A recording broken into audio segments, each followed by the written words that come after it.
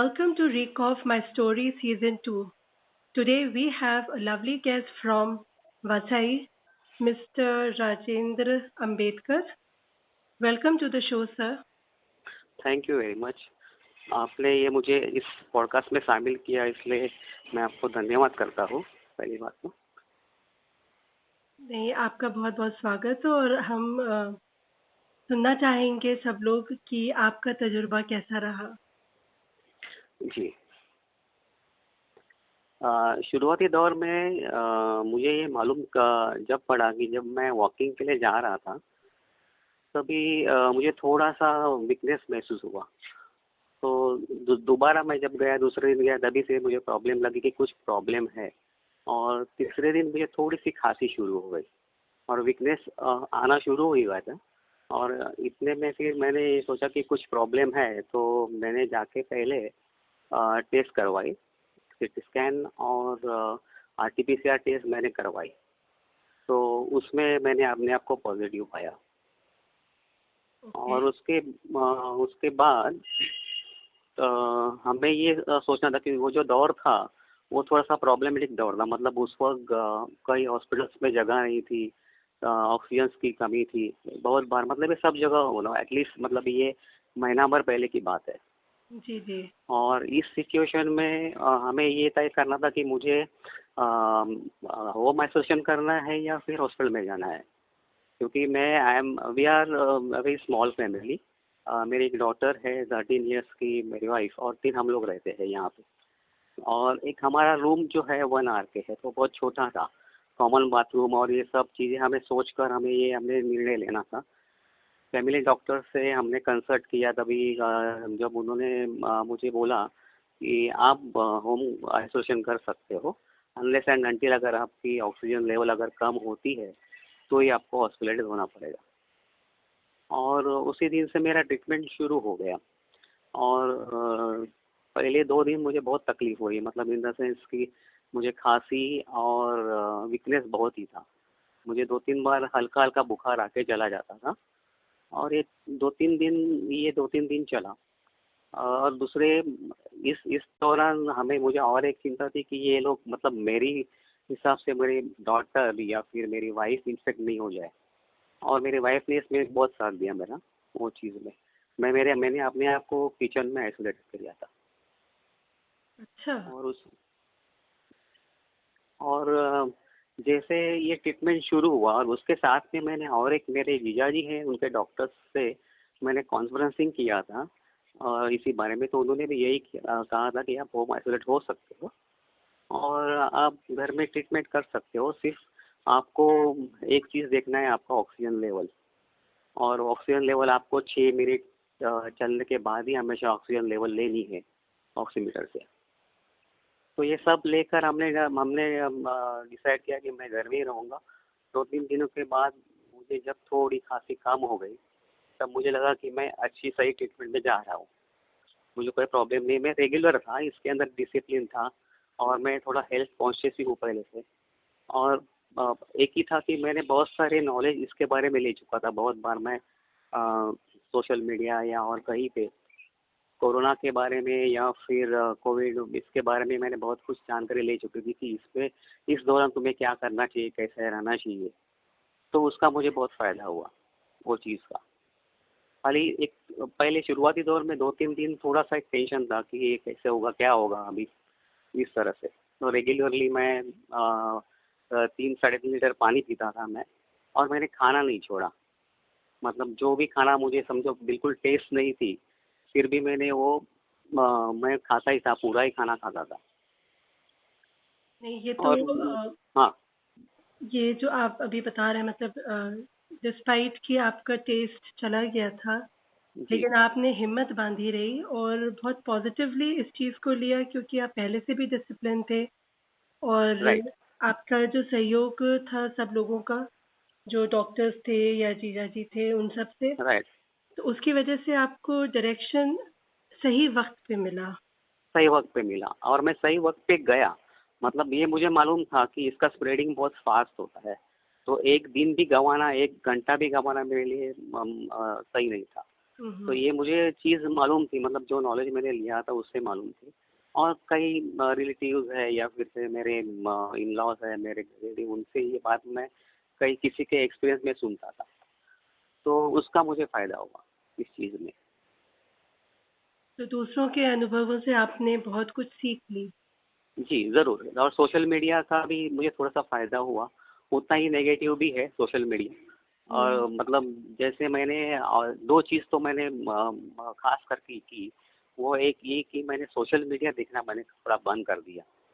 क्योंकि उस वक़्त ऐसा था, इट्स लाइक अ बैटल, जैसे कि हम लोग बैटल में जा रहे हैं और उस वक़्त ऐसी-ऐसी न्यूज़ सुनने में मिलती थी कि आज ये गुज़र गए, आज ये एक्सपायर हो गए, आज इनकी डेथ हो गई। तो उसमें ऐसा था कि मैंने कभी-कभी बैटल मूवी देखी होगी, वॉर वॉर मूवी देखी होगी, तो मुझे ऐसा लगता कि मैं एक वॉर में जा रहा हूँ और सही बात। आजू-बाजू में लोग इधर-उधर मर रहे हैं, आजू-बाजू में लोग गिर रहे हैं और मैं अकेले ही लड़ता जा रहा हूँ, इस तरह का। तो इस तरह का एक मेरे माइंड में बैठ गया था कि मुझे नहीं, मुझे जाना है आगे इसमें। और इसलिए मैंने पहले काम ये किया कि सोशल मीडिया का जो नेगेटिव थिंकिंग है, वो जो सोच थी, वो देखना ही बंद कर दिया मैंने। और उस दरमियान मैंने और एक चीज़ की थी, मैंने ये छोड़कर एक 2-3 दिनों के बाद मैंने सोशल मीडिया के जो कॉमेडी शोज़ है या कोई पॉजिटिव थिंकिंग वाले है कोई, या मोटिवेशनल कोई चीज़ है, वो देखना मैंने शुरू कर दी उसके अंदर। तो उसका भी मुझे थोड़ा फ़ायदा हुआ और ये थोड़ा नेगेटिव मीडिया से मैं थोड़ा दूर रहा उस दौरान। ये मतलब फिर आपने अपना मतलब मानसिक तनाव को बहुत ही अच्छी तरह से लड़ा और राइट, मतलब सही समझ के साथ आपने डिसीजन लिया कि हमको क्या देखना है और क्या नहीं देखना है उस वक्त। एग्ज़ैक्टली। तो कोई ऐसा भी वक्त आया जब आप बहुत उदास थे या यू फेल्ट वेरी लो, जब आप अपनी हाँ, रिकवरी फेज में थे?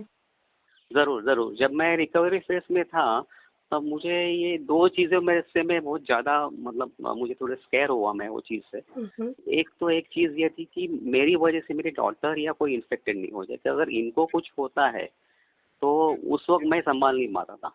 या फिर मतलब आदमी 3 ही है अगर घर में, तो वो अपने आप को कैसे सँभालेंगे, वो कहाँ जाएँगे? वो एक। और दूसरा सबसे बड़ा प्रॉब्लम ये था कि 2014 में मेरी एंजियोप्लास्टी हुई थी। तो वो उसमें ऐसा था कि मैं ये चीज़ कि इस दरमियान आपको क्लॉटिंग्स होते हैं, मतलब उसके बाद जैसे आप रिकवर होते हैं उसके बाद आपको ब्लड क्लॉटिंग्स होना शुरू होता है। तो सबसे बड़ा डर मुझे उसका था।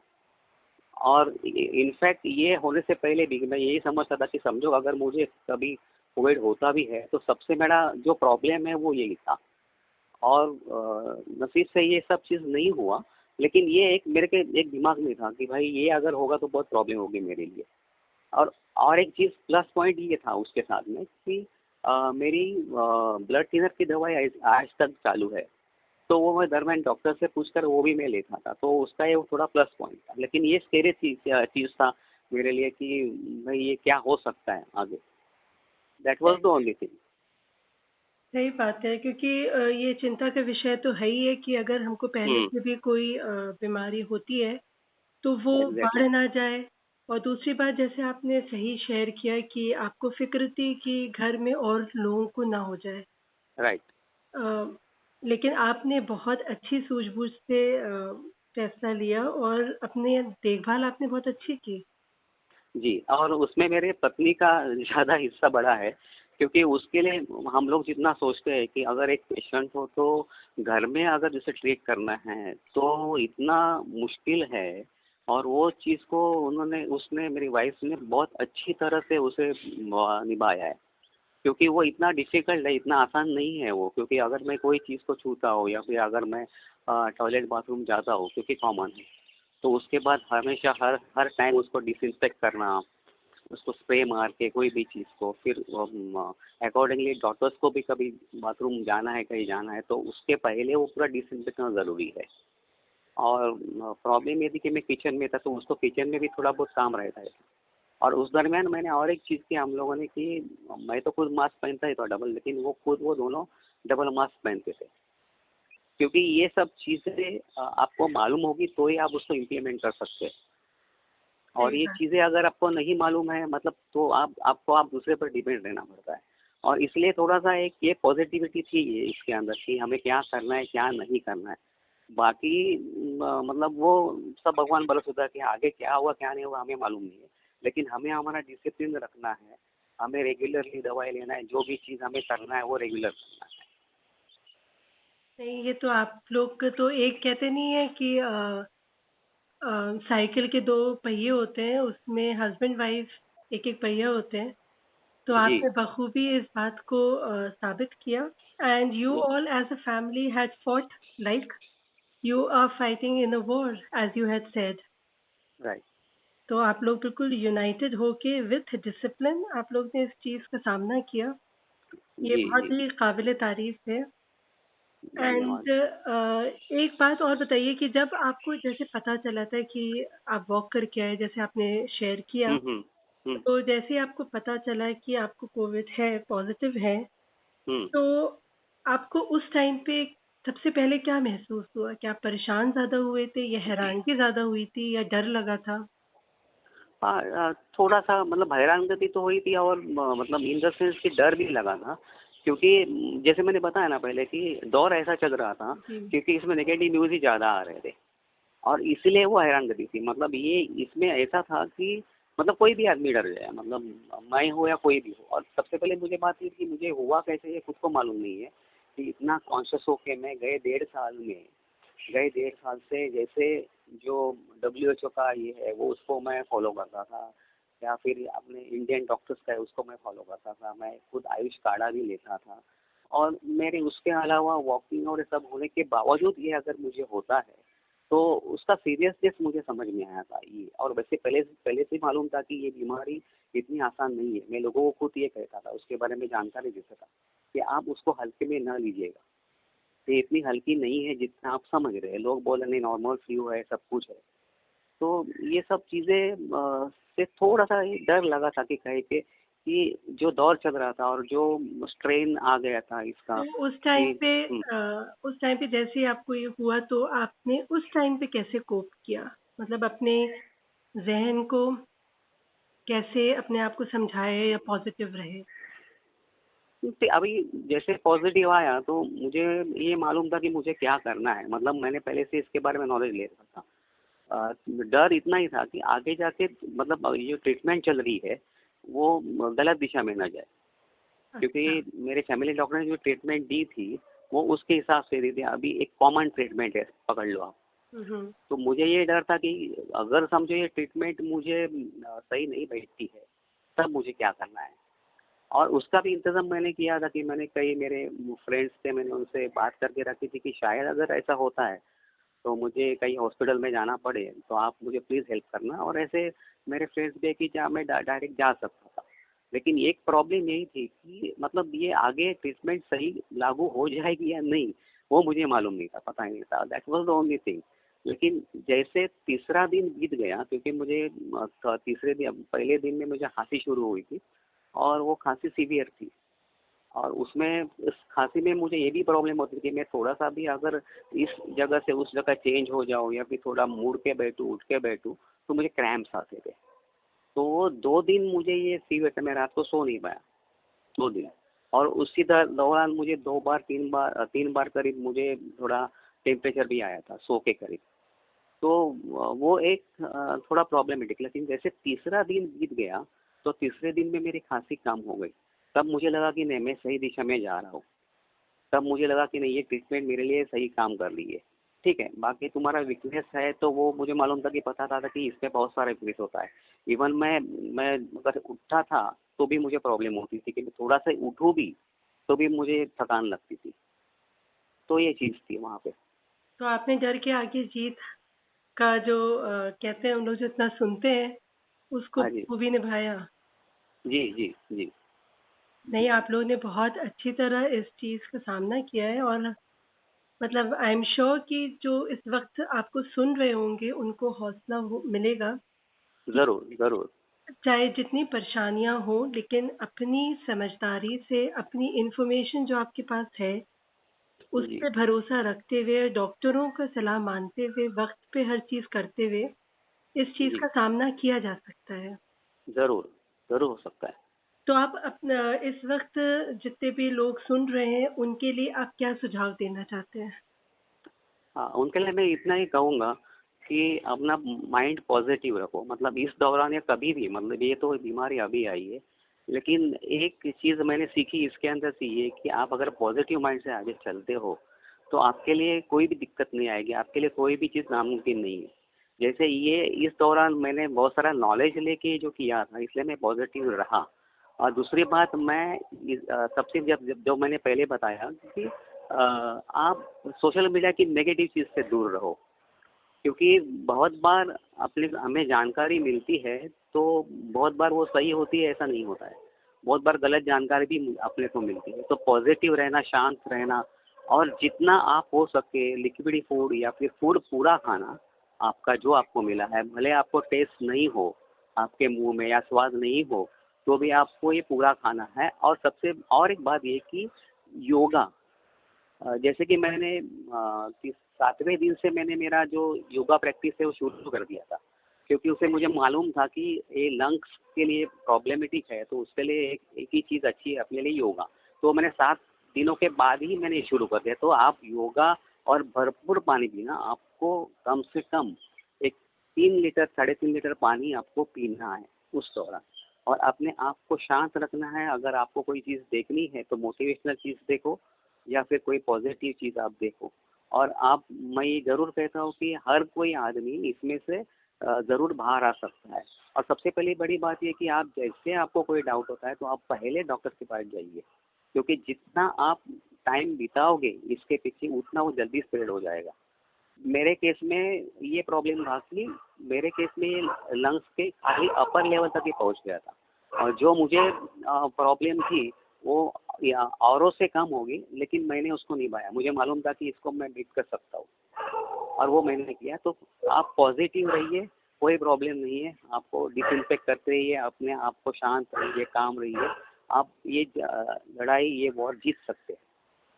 बिल्कुल। एंड जिस तरह से आपके परिवार ने इस आप कह लीजिए इस यात्रा में आपका साथ दिया और आप लोग ने मिल के इसमें अपना जो रोल है वो बखूबी निभाया, जिस तरह आपने एडजस्ट किया कि आप किचन में रहे, अपने आप को क्वारंटीन आपने किया, राइट। बहुत ही मुश्किल चीज़ है ये, मतलब सोचना भी कि किस जी। तरह आपने उस वक्त को, क्योंकि जब कोई मुसीबत या कह लीजिए कोई टेस्टिंग टाइम आता है किसी के लिए, उस टाइम पे बहुत ज़्यादा फ़िक्र हो जाती है। राइट। राइट। लेकिन आपने बहुत ही अच्छी तरह इसको लिया एंड सब लोग I am sure they will be really now inspired, और इस चीज़ को सुन के कि नो, कि अगर आपके घर भी छोटे हैं या आप ये मत सोचिए फ़ौरन हॉस्पिटल की तरफ मत भागिए, एग्जैक्टली। बल्कि डॉक्टर से इन टच रह के घर में ही इस चीज़ का इलाज हो सकता है।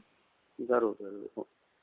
अ, आपकी बातें सुन के बहुत अच्छा लगा एंड आपकी वाइफ को या आपके बच्चों को बहुत बहुत शुक्रिया कि आप उन लोग ने आप सब इस चीज़ को बहुत अच्छी तरह, मतलब सामना किया, क्योंकि उनका यस। स्ट्रेस लेवल भी बढ़ गया होगा एंड वो लोग भी बहुत फिक्रमंद होंगे।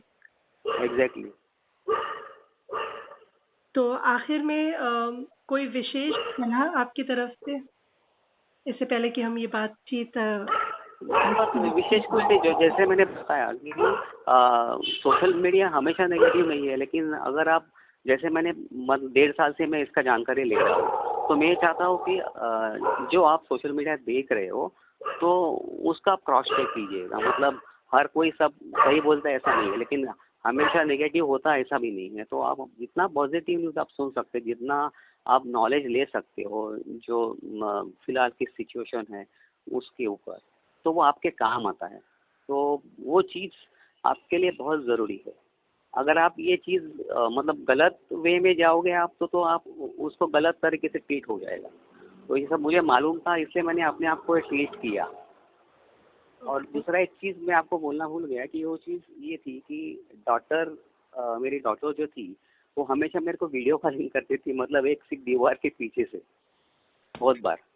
तो वो भी एक मेरा एक मोटिवेशन था, जब मैं उसको देखता था मैं समय भूल जाता था वो चीज़। तो आप अपने आदमियों से, अपने घर वालों से कनेक्ट रहिएगा, उसमें जो पॉजिटिव लोग हैं उनसे कनेक्ट रहिएगा, तो आपके लिए और ज़्यादा एनर्जी आ जाएगी इस चीज़ में। With that energetic tone and yes, जैसे कि राजेंद्र सर ने हम लोग से शेयर किया है कि हम लोग कनेक्टेड रहे, हम लोग के अंदर एनर्जी बढ़ जाएगी इस बीमारी से जूझने के लिए, और हम लोग जल्द से जल्द इससे ठीक हो जाएंगे। बहुत बहुत शुक्रिया राजेंद्र सर, आपने अपनी कहानी हम लोग से शेयर की, and thank you for your time. Thank you, thanks a lot, thank you ma'am. Thanks a lot, and आप अपना ख्याल रखिएगा, ज़रूर। और हम लोग की तरफ से अपनी फैमिली को बहुत बहुत पूछ दीजिएगा। धन्यवाद ma'am, thanks a lot, thank you very much. धन्यवाद, शुक्रिया, thank you, take care, bye. Thanks a lot, bye.